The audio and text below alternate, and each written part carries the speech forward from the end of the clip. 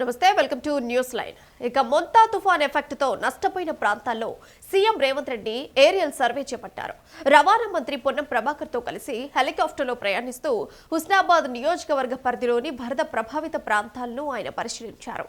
అనంతరం హన్మకొండ చౌరస్తా, కాపువాడ, భద్రకాళి ఆలయం మీదుగా పోతనగర్ సీఎం చేరుకున్నారు. ఆ తర్వాత సమ్మయ్య నగర్లో పర్యటించారు. అనంతరం హన్మకొండ కలెక్టరేట్లో అధికారులతో సమీక్షా సమావేశం నిర్వహించారు.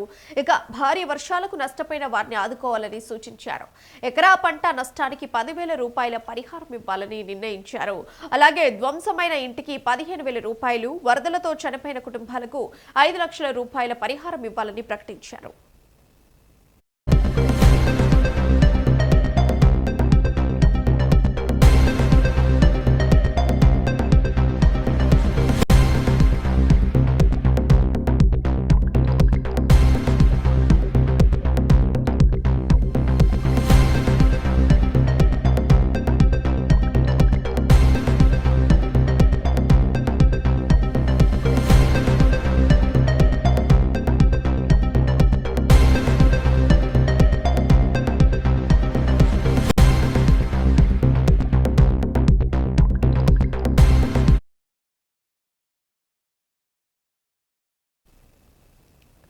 ఇక పోతన్న నగర్లో రేవంత్ రెడ్డి పర్యటనపై స్థానికులు తీవ్ర అసహనం వ్యక్తం చేశారు. పర్యటన పేరుతో వచ్చి కనీసం పలకరించకుండా వెళ్లిపోయారని ఆగ్రహం వ్యక్తం చేశారు.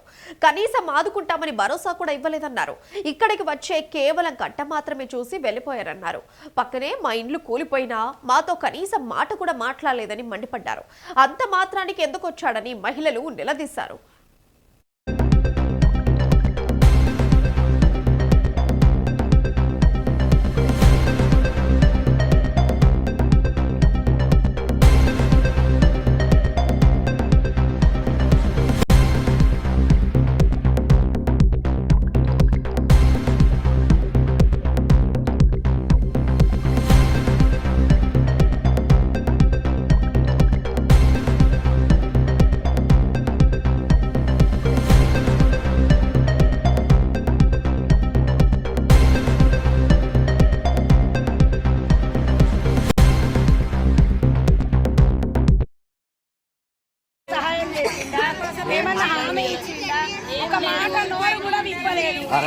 ఆ నోరు విప్పంది ఎందుకు వచ్చిండు, ఎందుకు వెండు కట్ట చూసుడైనా జనాలను చూసేయలేదు. జనాల పరిస్థితులు చూడొద్దు. ఇండ్లు కూలినాయి, సామాను పోయినాయి, పిల్లలు ఆగమైండ్లు, భార్యాభర్తలు ఆగమైండ్లు, తినడానికి తిండి లేదు. నీళ్ళల్లో 2 రోజులు సావాసం చేసినాం, నిద్రలు లేవు, ఆగారాలు లేవు, పాములు వచ్చినాయి, తేళ్ళు వచ్చినాయి, పడి చచ్చిపోయినాం.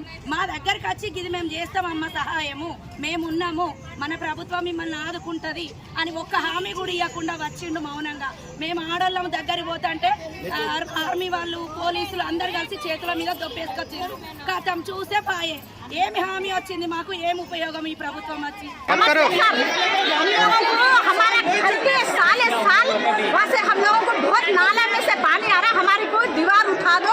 उसके बाद हम लोगों को कुछ भी नहीं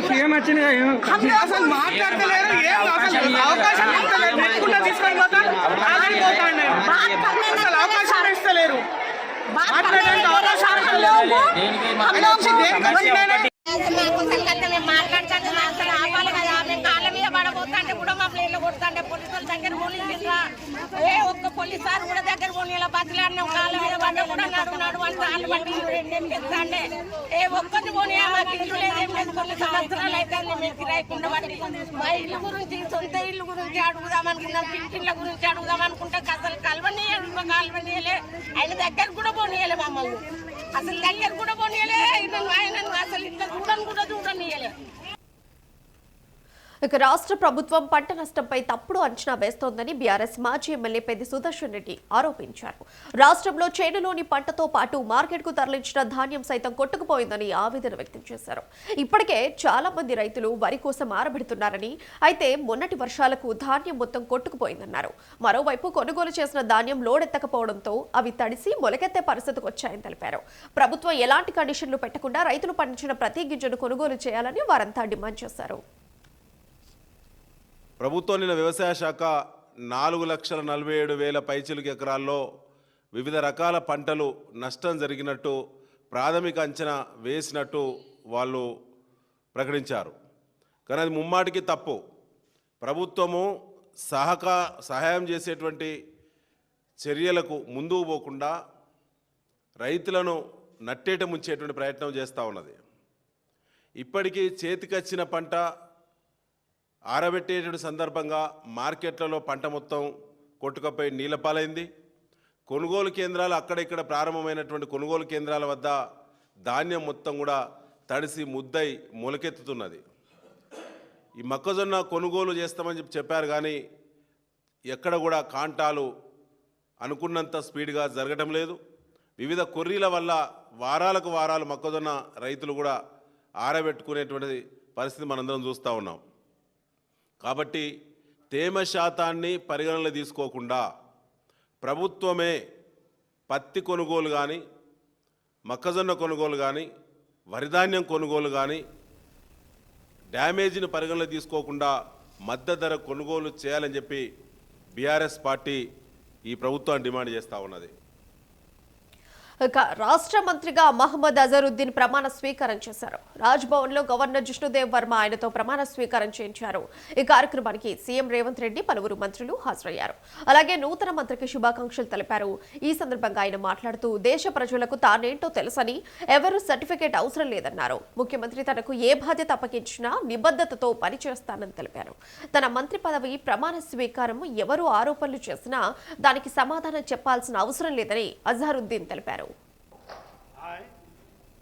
I, Mohammad Azharuddin, do swear in the name of Allah that I will bear true faith and allegiance to the Constitution of India as by law established, that I will uphold the sovereignty and integrity of India, that I will faithfully and conscientiously discharge my duties as Minister for the state of Telangana, and that I will do right to all manner of people in accordance with the Constitution and the law, without fear or favor, affection or ill will.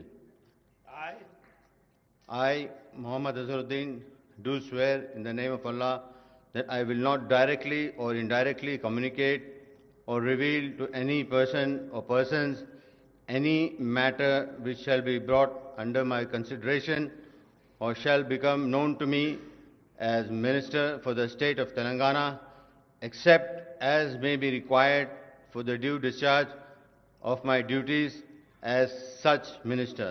Jai Telangana, Jai Hind.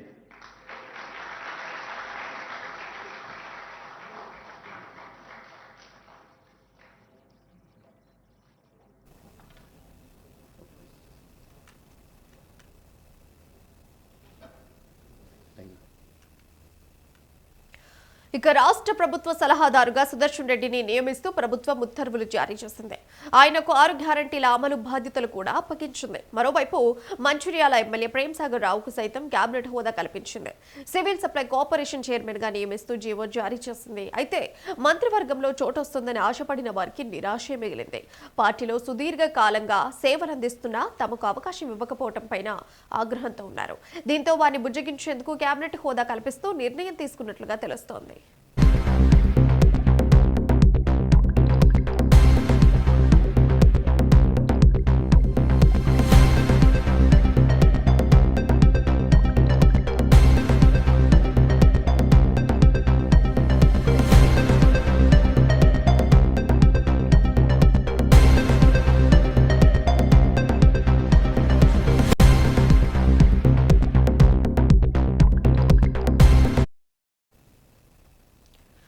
రాష్ట్రంలో మరో 500 రోజుల్లో కేసీఆర్ ప్రభుత్వం రాబోతుందని కేటీఆర్ ధీమా వ్యక్తం చేశారు. ప్రజలంతా కేసీఆర్ పాలన కోసం ఎదురు చూస్తున్నారని తెలిపారు.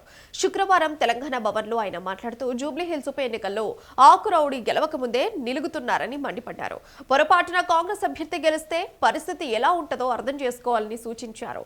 భయపెట్టించి దొంగ ఓట్లు వేసి డబ్బులతో ఓట్లు కొనుగోలు చేసైనా గెలవాలని చూస్తున్నారని ఆగ్రహం వ్యక్తం చేశారు. జూబ్లీహిల్స్ లో బీఆర్ఎస్ గెలుపును ఎవరూ ఆపలేరని కేటీఆర్ స్పష్టం చేశారు.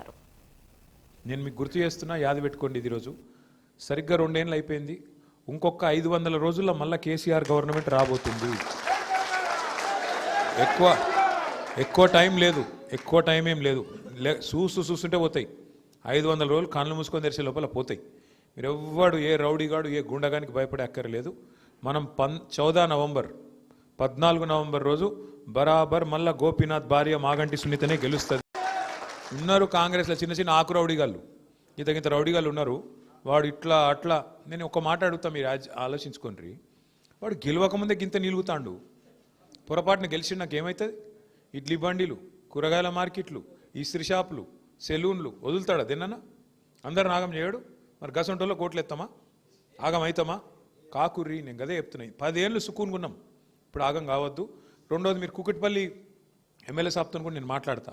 ఆ మోతీనగర్లో కూడా నాకు షఫీ చెప్పిండు, ఆడ కూడా మీరు ఇదివరకు శుక్రవారం పెట్టుకుందిరా, అట్లే నడిపించేటట్టు కూడా నేను చెప్తా. ఎమ్మెల్యే కూకట్పల్లి కూడా మనోడే, మన పార్టీడే, ఆయనకు కూడా చెప్తా. జూబ్లీ హిల్స్ ఎమ్మెల్యే కూడా మళ్ళీ మన పార్టీ గెలుస్తుంది, ఎవడు కూడా ఆపలేడు. మళ్ళీ చెప్తున్నా నేను, వాడు ఒక్కటే నమ్ముకున్నాడు. ఇప్పుడు బెదిరిస్తాడట, ఏమని? మీరు ఓట్లు వేయకుండా బెదిరిస్తారట, కాదంటే దొంగ ఓట్లు ఎత్తారట, ఇక లేదంటే ఆఖరికి పైసలతో కొనెత్తారట. అన్నీ మనకి ఎరుకున్న ఉపాయాలు, ఇవేం తెలివని ఏం కాదు. వానికి ఎంత తెలివి ఉందో మనకు అంతకంటే ఎక్కువ తెలివి ఉంది. మన తెలంగాణలో సామెత చెప్తారు, పొట్టోన్నెత్తి పొడుగోడు కొడితే పొడుగోన్నెత్తి పోషమ్మ కొట్టిందట. కాబట్టి మీరు అంత తెలివిగా మీరు కూడా ఆలోచన చేయాలి. ఆ సభీ భాయియోं से भी गुजारिश है. జూబ్లీ హిల్స్ ఎన్నికల ప్రచారంలో భాగంగా బీఆర్ఎస్ మాటా ముచ్చట కార్యక్రమం చేపట్టింది. శుక్రవారం మాజీ మంత్రులు, ఎమ్మెల్యేలు వివిధ డివిజన్లలో ప్రజలను కలిసి వారితో మాట్లాడారు. బోరబండ డివిజన్లో మాటా ముచ్చట కార్యక్రమంలో మాజీ మంత్రి జగదీష్ రెడ్డితో ముచ్చటించారు. ఈ సందర్భంగా స్థానికులు తమ బాధలు చెప్పుకున్నారు.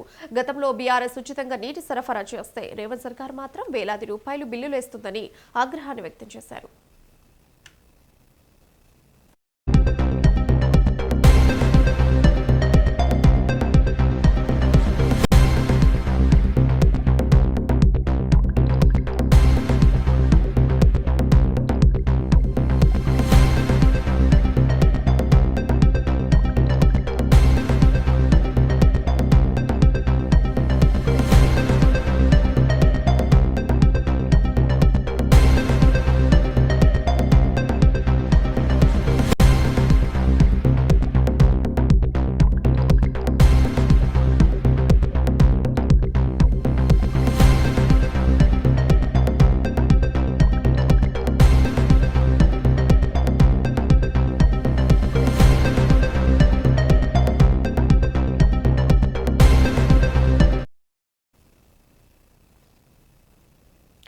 ఎమ్మెల్యేల ఫిరాయింపు కేసులో స్పీకర్ గడ్డం ప్రసాద్ సుప్రీంకోర్టును ఆశ్రయించారు. ఎమ్మెల్యేల విచారణ కోసం సుప్రీంకోర్టు ఇచ్చిన గడువు ఇవాల్టితో ముగియడంతో మరింత సమయం కావాలంటూ పిటిషన్ దాఖలు చేశారు.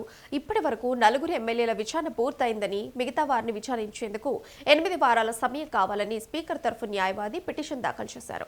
ఫిరాయింపు అభియోగాలు ఎదుర్కొంటున్న వారిలో ఎమ్మెల్యేలు దానం నాగేందర్, ప్రకాష్ గౌడ్, గూడెం మహిపాల్ రెడ్డి, అరికెపూడి గాంధీ, కాళ యాదయ్య, సంజయ్ కుమార్, కడియం శ్రీహరి, పోచారం శ్రీనివాస్ రెడ్డి, తెల్ల వెంకట్రావు, బండ్ల కృష్ణమోహన్ రెడ్డి ఉన్నారు. అయితే వీరిలో ఇప్పటి వరకు కాళ యాదయ్య, ప్రకాష్ గౌడ్, గూడెం మహిపాల్ రెడ్డి, బండ్ల కృష్ణమోహన్ విచారణ పూర్తయింది.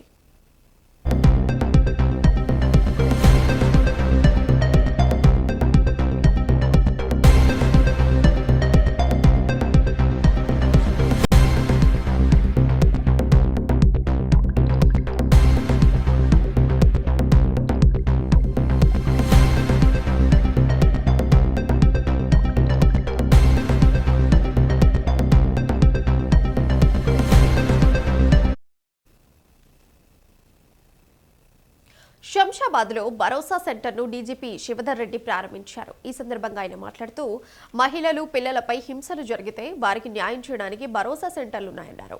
రాష్ట్ర వ్యాప్తంగా 24 జిల్లాలు, 6 కమిషనరేట్లలో కలిపి 33 భరోసా సెంటర్లున్నాయని తెలిపారు. భరోసా సెంటర్ల నిర్వహణ, మానిటరింగ్ మొత్తం విమెన్ సేఫ్టీ వింగ్ ద్వారా జరుగుతుందని డీజీపీ స్పష్టం చేశారు.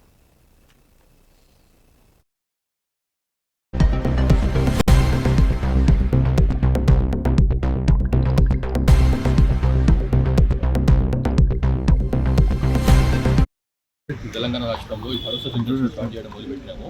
ఫస్ట్ హైదరాబాద్లో మొదలుపెట్టినాము. ఇది 33 ఇంకా ఒక 5-6 డిస్ట్రిక్ట్లలో ఇది భరోసా సెంటర్ ఓపెన్ చేసేది. అది కూడా చేస్తాం త్వరలోనే. వీటి ఉద్దేశం ఏంటంటే ఈ మహిళలకు, పిల్లలకు ఈ పోక్సో యాక్ట్ కింద కానీ ఇట్లా వైలెన్స్ గురయ్యే, హింసకు గురయ్యేటువంటి మహిళలకు వచ్చినట్టు ఏర్పాటు చేసినటువంటి భరోసా సెంటర్ ఇది. బేసికల్గా ఏంటంటే ఈ పోలీస్ స్టేషన్ రావడం, వాళ్ళు కంప్లైంట్ ఇవ్వడం, వాళ్ళు మనసుతో మాట్లాడలేకపోవడం, ఇవన్నీ ఇష్యూస్ ఉంటాయి. కాబట్టి అట్లా కాకుండా పోలీసులతో సంబంధం ఉంచుతూనే పోలీసులకు సపరేట్గా ఉంచాలన్న ఉద్దేశంతో ఒక భరోసా సెంటర్ మనం స్టార్ట్ చేసాం. అప్పుడు వాళ్ళు వచ్చిన వాళ్ళు ఇక్కడ ఎవరైతే భరోసా సెంటర్కి వస్తారో వాళ్ళు పూర్తిగా మనసుకి మాట్లాడతారు, వాళ్ళకున్న సమస్యలు చెప్పుకుంటారు. కొన్నిసార్లు సమస్యలు పోలీసులకు చెప్పుకుని సమస్యలు ఉండొచ్చు. అట్లా కాకుండా ఇక్కడ ట్రైనింగ్ ఇచ్చిన శిక్షణ పొందినటువంటి కౌన్సిలర్స్ ఉంటారు ఇక్కడ, వాళ్ళకి వచ్చి వాళ్ళ సమస్యలు చెప్పుకుంటారు. ఆ చెప్పుకున్న సమస్యలలో వాళ్ళు ఆ సమస్యలను అనుగుణంగా మనం దాన్ని పరిష్కారం చేస్తుంటాము. కోర్టు వ్యవహారం కానీ, వాళ్ళు కొంచెం ఫైనాన్షియల్ ఎయిడ్ కానీ అట్లాంటివి కూడా ఉంటుంది ఇక్కడ. So women and child welfare department, government of Telangana, plus మన విమెన్ సేఫ్టీ వింగ్, మన సిఐడిలో ఉండేటువంటి విమెన్ సేఫ్టీ వింగ్, వీళ్ళు కలిసి ఇది చేస్తుంటారు. ఇందులో ఇప్పటికి 33 ఓపెన్ అయినాయి. దీంతో పాటుగా ఇంకో 6 జిల్లాల్లో చేయాల్సి ఉంది, అది కూడా చేస్తాం. So thank you very much. Hyderabad Toli చౌకీలో చోటు చేసుకున్న ఆటో డ్రైవర్ హత్య కేసును పోలీసులు కేవలం 24 గంటల్లో ఛేదించారు. హకీంపేట ప్రాంతానికి చెందిన మహమ్మద్ ముజమ్మిల్ అలియాస్ అయూబ్ అనే ఆటో డ్రైవర్ను అతని స్నేహితుడు మహమ్మద్ ఇషాక్ అలియాస్ ఖలీద్ హత్య చేసినట్లు పోలీసులు గుర్తించారు. పోలీసుల సమాచారం ప్రకారం అక్టోబర్ 30న రాత్రి ఇద్దరూ కలిసి మద్యం సేవించారు. అనంతరం ముజమ్మిల్ ఖలీద్ల మధ్య మొబైల్ ఫోన్ విషయంలో తగాదా జరిగింది. ఆ సమయంలో కోపంతో ఖలీద్ తాడుతో ముజమ్మిల్ గొంతు బిగించి చంపాడు. తర్వాత అతని మొబైల్ ఫోన్ తీసుకొని పరారయ్యాడు. నిన్నటి దినము టోలీచౌకీ పోలీస్ స్టేషన్ లిమిట్స్లో మొహమ్మద్ ముజమ్మిల్ ఎలియాజ్ అయ్యూబ్ అనే ఆటో డ్రైవర్ హత్యకి గురయ్యాడని మాకు ఇన్ఫర్మేషన్ వచ్చింది. ఆ ఇన్ఫర్మేషన్ ఇమీడియట్లీ మా ఇన్స్పెక్టర్ SHO టోలీచౌకీ రమేష్ నాయక్ గారు, తర్వాత DI బాలరాజు, తర్వాత వాళ్ళ బృందము అందరూ రంగంలో దిగారు. రంగంలో దిగిన తర్వాత ఒక కేసు ఒకటి రిజిస్ట్రేషన్ చేయడం జరిగింది. ఎవరైతే మృతుడు మొహమ్మద్ ముజమ్మిల్ ఎలియాజ్ అయ్యూబ్ ఉన్నాడో వాళ్ళ తమ్ముడు కంప్లైంట్ ఇవ్వడం జరిగింది. ఆ కంప్లైంట్ మీద మేము హత్య కింద కేసు రిజిస్టర్ చేశాము.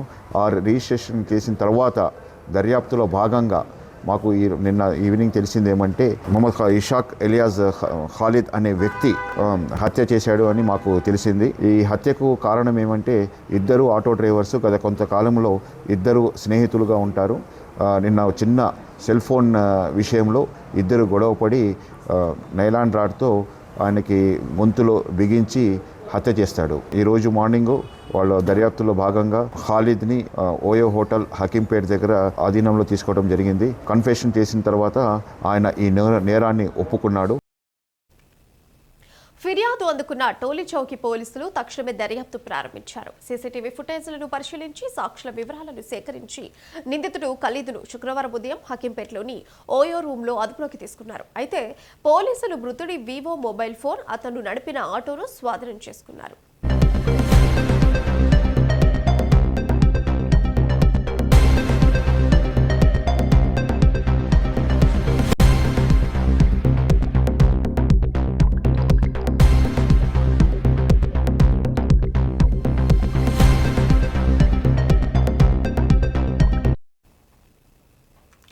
సర్దార్ వల్లభాయ్ పటేల్ జయంతి సందర్భంగా మనుగురులో పోలీస్ శాఖ రన్ ఫర్ యూనిటీ కార్యక్రమాన్ని నిర్వహించింది. సురక్ష బస్టాండ్ నుండి ప్రారంభమైన ఈ రన్ అంబేద్కర్ సెంటర్ వరకు కొనసాగింది. అన్ని శాఖల అధికారులు, విద్యార్థులు, యువత ఉత్సాహంగా ఈ రన్లో పాల్గొన్నారు.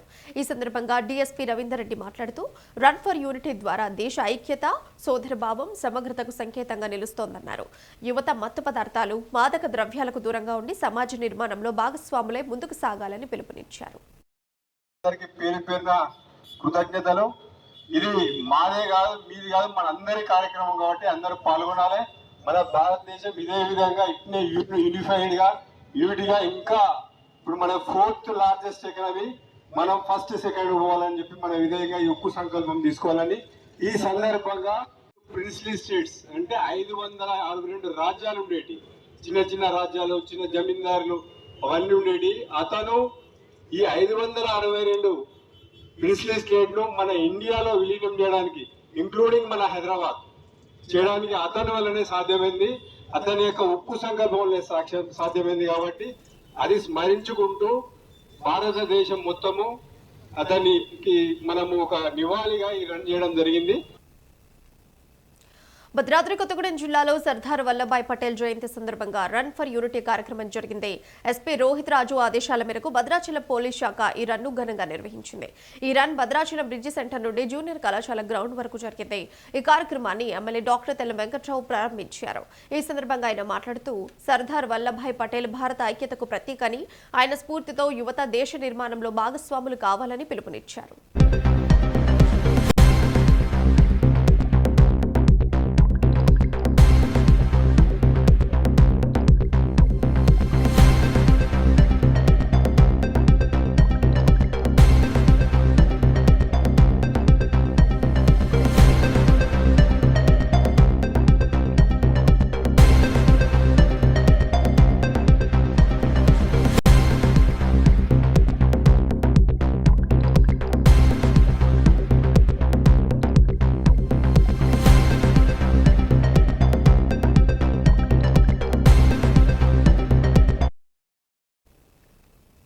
రాష్ట్ర వ్యాప్తంగా ఫీజు రీయింబర్స్మెంట్ స్కాలర్షిప్ నిధులను వెంటనే ప్రభుత్వం విడుదల చేయాలని షాద్నగర్ ఎమ్మెల్యే క్యాంపు కార్యాలయాన్ని ఏబీవీపీ కార్యకర్తలు ముట్టడికి యత్నించారు. దీంతో పోలీసులు వారిని అడ్డుకొని అదుపులోకి తీసుకున్నారు. ఈ సందర్భంగా బీజేవైఎం నాయకులు సాయి కుమార్ మాట్లాడుతూ రాష్ట్రంలోని వేలాది మంది విద్యార్థులు ఫీజు రీయింబర్స్మెంట్ స్కాలర్షిప్లు అందక తీవ్ర ఇబ్బందులకు గురవుతున్నారన్నారు. రేవంత్ రెడ్డికి ఎలక్షన్లపైన ఉన్న శ్రద్ధ విద్యా వ్యవస్థపైన లేదని వాళ్ళు మండిపడ్డారు. నమస్తే, నా పేరు చందు. అఖిల భారతీయ విద్యార్థి పరిషత్ ఈరోజు షాద్నగర్లో ఉన్నటువంటి స్థానిక శాసనసభ్యులు వీర్లపల్లి శంకర్ గారి కార్యాలయం ముందు ధర్నా నిర్వహించడం జరిగింది.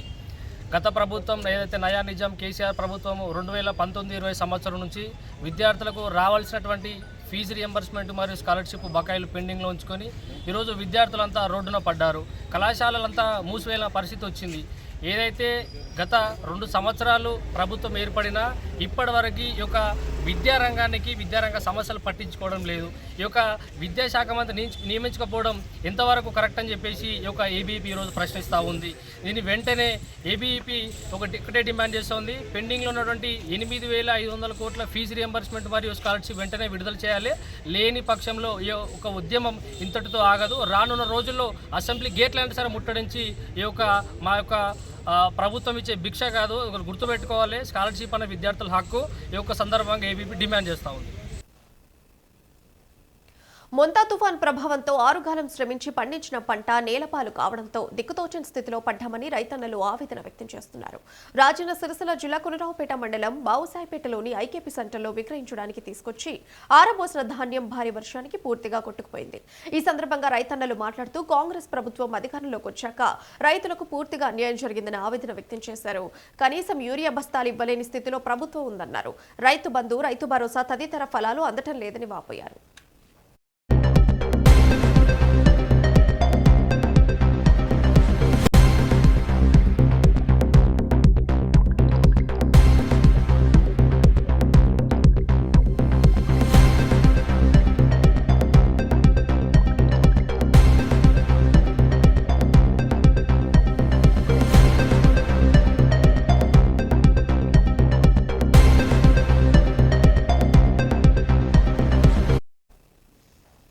సూర్యాపేట జిల్లా తుంగతుర్తి మండలం వెంపటి గ్రామంలో విషాదం చోటు చేసుకుంది. తుంగతుర్తి ఎస్ఐ క్రాంతి కుమార్ వేధింపులు తట్టుకోలేక ఓ మహిళ ఆత్మహత్య చేసుకుంది. వివరాల్లోకి వెళ్తే 15 రోజుల క్రితం సోమనరసమ్మ భావ మల్లయ్య ఇంటిలో బంగారం పోయింది. ఇదే విషయంపై సోమనరసమ్మ బంగారం దొంగతనం చేసిందని తుంగతుర్తి పోలీస్ స్టేషన్లో మల్లయ్య ఫిర్యాదు చేశారు. అయితే పోలీసులు సోమనరసమ్మను స్టేషన్కు తీసుకుని వచ్చి దొంగతనం చేశానని ఒప్పుకోవాలంటూ వేధింపులకు గురి చేశారని మృతురాలి కుటుంబ సభ్యులు ఆరోపించారు. దీంతో ఆవేదనకు గురైన నరసమ్మ రాత్రి ఊరేసుకుని ఆత్మహత్యకు పాల్పడిందని తెలిపారు. పోలీసులు పూర్తి స్థాయి విచారణ చేయకుండా నిర్లక్ష్యంగా వ్యవహరించి తమ తల్లి మృతికి కారణమైన ఎస్ఐ క్రాంతి కుమార్పై ఉన్నతాధికారులు చర్యలు తీసుకోవాలని కుటుంబ సభ్యులు డిమాండ్ చేశారు. ఉన్నది ఆయన వాన వచ్చింది, ఏం లేదు, ఆ ఇంటికానే ఉన్నారు. తెల్లారి మళ్ళీ పోలీస్ ఒక కానిస్టేబుల్ వచ్చిందట. ఆల్రెడీ 2-3 రోజుల నుంచి తిరుగుతున్నారట. పోలీస్ కానిస్టేబుల్ ఇక్కడ లేదని తెలిసింది. మళ్ళీ వెళ్ళిపోయారు. నిన్ననే వచ్చి తీసుకొని వెళ్ళిపోయారు. అమ్మ నువ్వు రా అంటే నేను వస్తలే అమ్మ అనుకున్నాను చెప్పిన నిన్న మేము వచ్చినాక మేము మందులు అవన్నీ తీసుకొని వచ్చినాం. ఎస్ఐసార్ కాడికి పోయినాం. సార్ ఏంది పరిష్కారం అని సార్ అంటే మీ అమ్మ ఖచ్చితంగా తీసినామా, మీ అమ్మ దొంగే, మీ అమ్మ ఖచ్చితంగా దొంగనే, మరి ఏం చేస్తారో చేరి సారు, మేమైతే ఇట్లా గిండగలు అయితే ఏం కట్టినా ఏం ట్రీట్మెంట్ ఇస్తారో ఈ అని చెప్పినాం. నీకే సగం సొమ్మిచ్చింది నువ్వు మీ అమ్మకి సపోర్ట్ చేస్తున్నావు, నిన్ను రిమైండ్ చేస్తాను ఎస్ఐ సారు. చిట్టీలు చూపించిన నేను విశ్వాస్ హాస్పిటల్లో చిట్టీలు చూపిస్తే ఈ చిట్టీలు ఇవన్నీ దొంగ డ్రామాలు తీసుకొచ్చినవని నా మొహాన్ని ఇసిరేసిండు. కనీసం మంచిలు ఇద్దానికి పోతే కూడా నన్ను కొట్టే దెబ్బ మా తమ్మిని కొట్టిండు, మంచినీళ్ళు కూడా ఇయ్యనియలే. టిఫిన్ పెడుతుంటే ఎందుకు టిఫిన్ పెడుతున్నావు అని నన్ను తిట్టిండు ఎస్ఐ సారు. మీరు రావద్దు, మీరు మాట్లాడొద్దు, మీ అమ్మకి సపోర్ట్ చేస్తే నిన్ను జైలు వేస్తాను, నిన్ను రిమైండ్ చేస్తాను, నేనేం చేయాలి అది చేస్తాను నన్ను బెదిరించిండు ఎస్ఐ సారు. మా అమ్మ ఈ అంత టార్చరు ఈ పెద్ద మనుషుల వల్లనే, ఈ మా అమ్మ ఎస్ఐ సార్ వాళ్ళని అంత ఒక్కటైరు, మమ్మల్ని ఒక్కదాన్ని ఒక్కటి చేసిరు సారు. మీరు ఏ న్యాయం చేస్తారో చేయరి. మా అమ్మ అయితే చచ్చిపోయింది. భారీ వర్షాలతో ఉమ్మడి వరంగల్ జిల్లా ప్రజలు తీవ్రమైన ఇబ్బందులు ఎదుర్కొంటున్నారని బీజేపీ ఎంపీ ఈటెల రాజేందర్ అన్నారు. రాష్ట్ర ప్రభుత్వం మాత్రం ఎలాంటి చర్యలు తీసుకోకపోవడం విచారకరమని ఆగ్రహం వ్యక్తం చేశారు.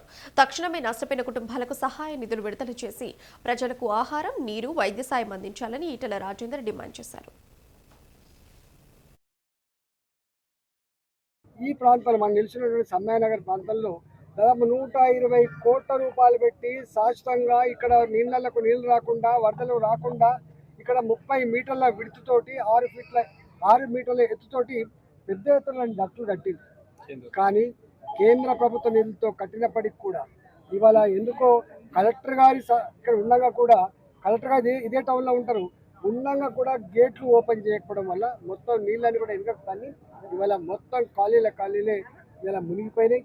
ఎక్కడ ఏ ఇల్లుకు అయినా హృదయ విదారకమైన పరిస్థితి తప్ప, అయ్యో బిడ్డ మాకు తిండి పెట్టే వాళ్ళు కూడా లేరు, మమ్మల్ని చూసే వాళ్ళు కూడా లేరు, మమ్మల్ని ఆదుకునే వాళ్ళు లేరు, ఫస్ట్ టైం చూస్తూ ఉన్నాం, ఇంత నిశ్చేష్టంగా ఉన్నది ప్రభుత్వం అని చెప్పి వాళ్ళు అంటూ ఉన్నారు. కాబట్టి ఇవాళ ముఖ్యమంత్రి గారు ఈ వరంగల్ టౌన్కు వస్తున్నట్టుగా తెలిసింది. కాబట్టి నేను ఒకటే మాట అంటున్నా, ముఖ్యమంత్రి గారు ఇప్పటికైనా మీ అధికారులను ప్రతి ఇంటింటికి పంపి వాళ్ళకి ఏం నష్టపోయిందో అసెస్ చేయండి, వాళ్ళకు శాశ్వతంగా వాళ్ళకి సాయం చేసేది ఏర్పాటు చేయండి, శాశ్వత పరిష్కారానికి వరదలు రాకుండా ఏం చర్యలు చేపట్టండి.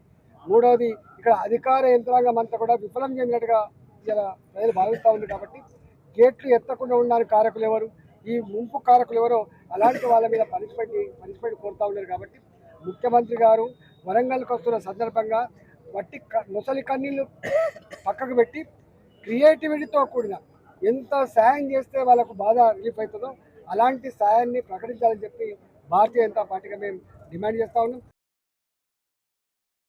మహబూబాబాద్ జిల్లా ప్రభుత్వ ఆసుపత్రి మార్చురీ ఘటనపై అధికారులు విచారణ చేపట్టారు. 3 వైద్యులతో కూడిన బృందం ప్రభుత్వ ఆసుపత్రికి చేరుకుని విచారణ చేపట్టారు. తొలుత ఐసీయూలో చికిత్స పొందుతున్న రోగిని విచారించి జరిగిన సంఘటనపై వివరాలు అడిగి తెలుసుకున్నారు. అనంతరం హాస్పిటల్లోని సీసీ కెమెరా ఫుటేజీలను, క్యాంటీన్, మార్చురీ పరిసరాలను, హాస్పిటల్ సిబ్బందిని విచారించి తుది నివేదికను ప్రభుత్వానికి సమర్పిస్తామని తెలిపారు.